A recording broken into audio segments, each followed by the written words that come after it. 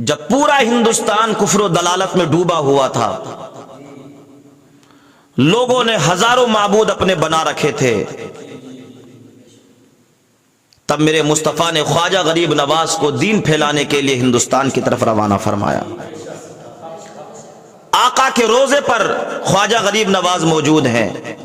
آنکھ لگی کہ سرکار مدینہ صلی اللہ علیہ وسلم کی زیارت ہوئی، اور میرے سرکار نے فرمایا، غریب نواز، ہم نے تجھے ہندوستان کی ولایت عطا فرمائی اور تجھے ہندوستان میں جا کر دین کا کام کرنا ہے۔ اللہ اکبر۔ اور پھر میرے سرکار نے فرمایا خاص کر اجمیر میں جانا ہے، اس لیے کہ سب سے زیادہ جو لوگوں نے بت پرستی کر رکھی تھی وہ اجمیر کی ہی جگہ تھی، سب سے زیادہ جو کفر و دلالت میں ڈوبی ہوئی جگہ تھی وہ اجمیر کی ہی جگہ تھی۔ اللہ اکبر۔ میرے آقا نے فرمایا کہ غریب نواز جا، ہم نے تجھے ہندوستان کی ولایت عطا فرمائی۔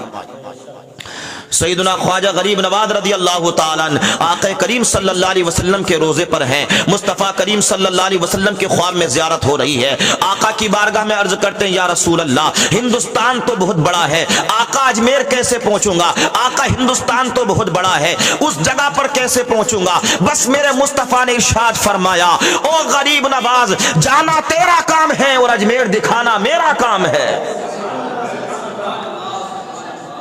یہاں تک کہ خواجہ غریب نواز مدینہ طیبہ سے سفر شروع کرتے ہیں، لگدک صحرا، بے آب و گیا میدانوں کا سفر کرتے کرتے میرے خواجہ غریب نواز ہندوستان کی طرف روانہ ہو رہے ہیں۔ اللہ اکبر۔ جب ہندوستان میں آ کر قدم رکھا تھا تو ایک جگہ مسجد بنائی جا رہی تھی، سمت قبلہ پر کچھ لوگوں کو اعتراض تھا، کچھ تو کہہ رہے تھے کہ کعبے کی سمت یہ ہے، مگر ان میں ایک انسان ایسا تھا جو کہہ رہا تھا کہ کعبے کا رخ ادھر کو نہیں ہے بلکہ دوسری طرف کو ہے، اور لوگ کہہ رہے تھے کعبے کا رخ ادھر کو ہے، اور وہ کسی کی ماننے کے لیے تیار نہیں تھا۔ ادھر میرے خواجہ غریب نواز موجود ہیں۔ اللہ اکبر۔ آپ جب قریب پہنچے آپ نے فرمایا کیا بات ہے؟ تو لوگوں نے کہا کہ حضور یہ ایسی ایسی بات کر رہا ہے کہ کعبے کا رخ ادھر کو نہیں ہے بلکہ دوسری طرف کو ہے۔ اللہ اکبر۔ غریب نواز نے فرمایا تو مان کیوں نہیں جاتا؟ وہ کسی کی مان نہیں رہا تھا۔ اللہ اکبر۔ میرے خواجہ غریب نواز جلال میں آ گئے۔ اللہ کے ولی کی شان دیکھو، خواجہ غریب نواز جلال میں آ جاتے ہیں۔ آپ نے دہلی کی سرزمین سے اس کے سر کو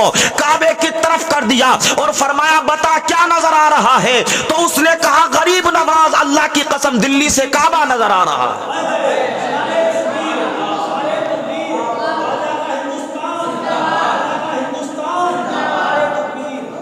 یہ میرے خواجہ غریب نواز رضی اللہ تعالیٰ عنہ کی شان ہے۔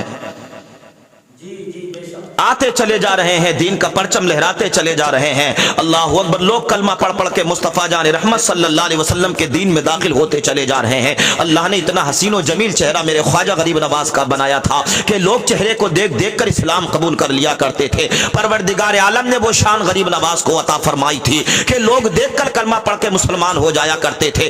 آپ جب اللہ اکبر اجمیر میں آئے تھے اور ایک انا ساگر کے کنارے جب آ کر ٹھہرے ہیں تو وہاں کا جو راجا پرتھوی راج چوہان تھا، جب انہوں نے غریب نواز کو دیکھا، آپ کے ساتھیوں کو دیکھا، عبادت کرنے کا طریقہ الگ ہے، نماز پڑھنے کا طریقہ الگ ہے، کوئی نیا دین لے کر آئے ہیں، تو پرتھوی راج چوہان جل گیا اور کہا ایسا کرو ان فقیروں پر پانی بند کر دو، جب پانی بند کر دیا جائے گا تو یہ واپس پلٹ جائیں گے۔ مگر اسے یہ کیا پتا تھا کہ پانی ان اللہ والوں کے قدموں میں بہتا ہے، اگر یہ حکم دیتے ہیں تو سمندر آ جاتا ہے اور اگر یہ حکم دیتے ہیں تو پانی واپس چلا جاتا ہے۔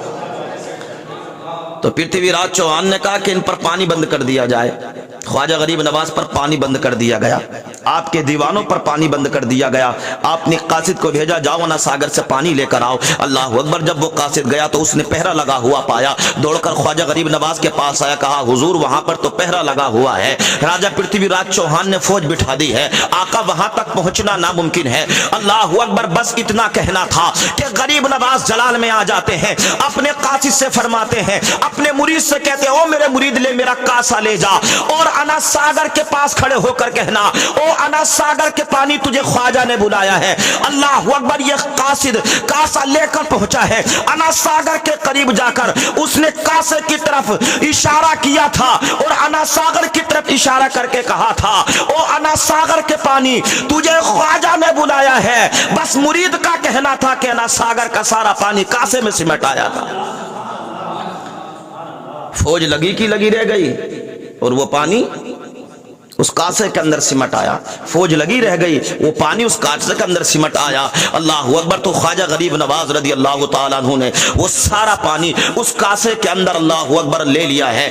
अब वो मुरीद उस कासे को लेकर हुजूर की बारगाह में पहुंचा तो मुसलमान नमाजें भी पढ़ रहे हैं, वुजू भी कर रहे हैं, सब कुछ कर रहे हैं। जब अना सागर सूख गया था तो सारे लोग परेशान हो गए, बच्चे प्यास से बिलखने लगे, जानवर परेशान हो गए। अल्लाह अकबर, क्या किया जाए? कैसा करो, उस फकीर के पास चलते हैं और उससे जाकर कहते हैं, ओ गरीब नवाज, इस पानी को अना सागर में छोड़ दे। लोग दौड़े दौड़े गरीब नवाज के पास आए, उन्होंने आकर कहा, ओ गरीब नवाज, पानी को अना सागर के अंदर छोड़ दो वरना सारे लोग मर जाएंगे। तो मेरे गरीब नवाज ने इरशाद फरमाया, मैं दुश्मनी करने के लिए नहीं आया था, मैं किसी को सताने के लिए नहीं आया था, बल्कि मैं तो इस्लाम का परचम लहराने के लिए और तुम्हें रब के सामने झुकाने के लिए आया था।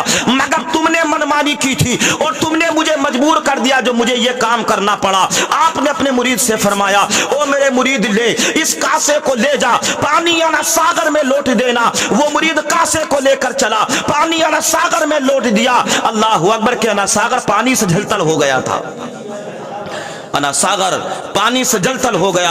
ये ख्वाजा गरीब नवाज रदी अल्लाह ताला अन्हु की करामत है। अल्लाह वालों ने कभी किसी को परेशान नहीं किया, अल्लाह वालों ने कभी किसी को सताया नहीं, अल्लाह वालों ने कभी किसी को बर्बाद नहीं किया, बल्कि इन्होंने तो आबाद किया है, लोगों को सच्चा रास्ता दिखाया है, लोगों को दीन की तरफ लाए हैं। जो लोग दूसरों के सामने गर्दनें झुकाते थे, इन अल्लाह वालों ने रब के सामने गर्दनें झुकाने के लिए बता दिया। जो लोग दूसरों की इबादत करते थे, इन अल्लाह वालों ने बताया कि दूसरों के सामने सजदा नहीं, अपने रब के सामने सजदा करो।